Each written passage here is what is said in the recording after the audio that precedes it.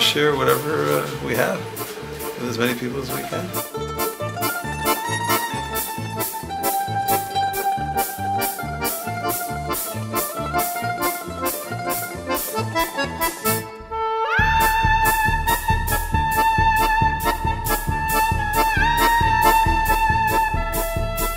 With your permission, a few ideas on Parshat Va'era.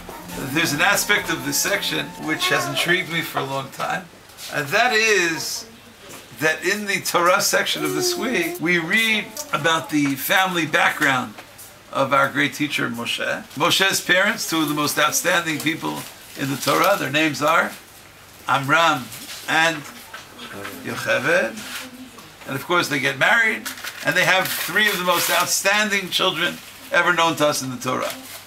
It's rare to find a family with 3 for 3. 3 leaders in the same family. Miriam is a leader, Aaron is a leader, Moshe is a leader. Vayikach Amram et Yocheved dodato. Amram marries his aunt Yocheved. What's wrong with that? His aunt? There's a prohibition in the Torah. There's a prohibition in the Torah to marry one's aunt, right? Now, this is before the giving of the Torah, and there's a difference between perhaps an aunt that's through one's mother and through one's father. This is he married his father's sister.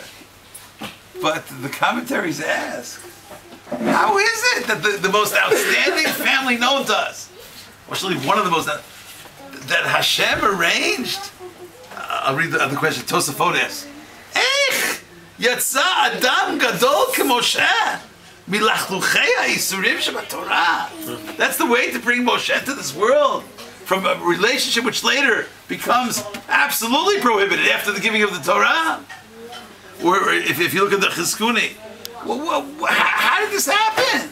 How did this happen? מה שהסכים הקדוש ברוך הוא שיצא אדם גדול כמשה מליקוחים שעתיד להזהיר עליהם. The rabbis teach in Masechet Yomah that it's prohibited to appoint someone to be a leader of the Jewish people unless they have some kind of problem, in their family background.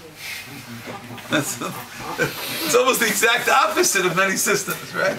Ein memanim parnas al hatzibur, ela im kein kupa shel shratzim tluya lo me'achorav. The Gemara discusses why couldn't King Saul's kingdom continue? What's wrong with Shaul HaMelech? Very fine, righteous king. What's wrong with Shaul? It's too perfect. Too perfect. Too perfect. David HaMelech. Oh, that's quality. That's a quality king, right? David HaMelech. We have a relationship of Ruth. Ruth comes from the family of Moab. Moab means Moab, from father, right? An incestuous relationship of Lot and his daughter, and Yehuda and his daughter-in-law Tamar. And Ruth from the rejected nation of Moab, and the whole story of Boaz. That's enough of a kupa shel shratzim. What does it help to have this can of worms hanging over him? What's the advantage? Humility. Humility, yes. So that's what they say here. That maybe one of the ways that Hashem instilled the power of humility even to this greatest family. Could you imagine? Miriam, Aaron, and Moshe are all products of a relationship which is ever so problematic. It seems that so many of the levels of the development of the greatest people. Lot had two children, one from each daughter. What's the other one's name? One was Ammon, also from the nation, Ammon.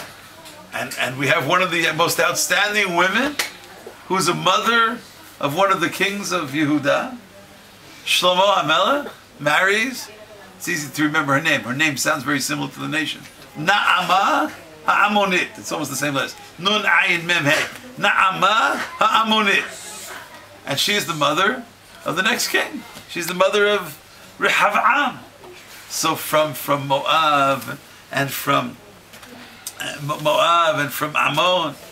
Bathsheba and David. I'm sorry? Bathsheba and David. Bathsheba and David. That's correct. That's right. The origins of the family of Shlomo, of the whole question about what that whole story means. So can it be that there's a certain kind of secret message here? We have to examine why does it have to be this way? So you said something about humility, and that's indicated in the sources. Why does Mashiach have to come from such a family? Why do the leaders have to come from such a family? Maybe the only way that they really can relate to the totality of society is if there's some aspect of their own background which is not perfect. Is that possible? Yeah. You understand what I'm saying? That maybe if we're trying to reach levels of tikkun olam, how do we get levels of tikkun olam? If the people who are in charge understand that they themselves are products of imperfections, and yet the product that emerged was so high and was so perfect. There's a pasuk in Iyov, which is expounded upon by the rabbis, where it says, "Mi tain tahor mitameh lo echad." Who is it that can take something pure, and the source of that purity is from something which is impure? Tahor mitameh. Can you take something from a source of impurity and make it pure? Generally, kol hayotzei min hatameh tameh. If it's coming from a source of impurity, it remains impure. And yet, part of the secret of God's plan in this world seems to be that very, very often the origins are origins of problematic nature. Now, I'm not saying that Amram and Yocheved sinned by marrying each other. That's not true. That's not true. In fact, there's no indication of that. But there's some kind of question here of all the different types of people that could have brought about these children in the world. It's extremely unusual. It's extremely unusual that Amram and Yocheved, that Amram should marry his own aunt. And it could be that this is encouragement to all of the people in the world, no matter what kind of background anyone is coming from. There are so many people who feel maybe helpless because their father is this way, or their mother is this way, or their family situation is a certain kind of way. Maybe these teachings are there to teach you to be able to emerge from these levels, and one could reach tremendous heights. How high? You can reach the height of Moshe Rabbeinu. You can reach the height of Miriam Hanaviyah. You can reach the height of the highest prophetesses, of the highest prophets of our nation, of the leaders of our nation, of the high priests of our nation, of the chief prophet of our nation. And don't let anything in your past, don't let it stifle you. Don't let it stop you.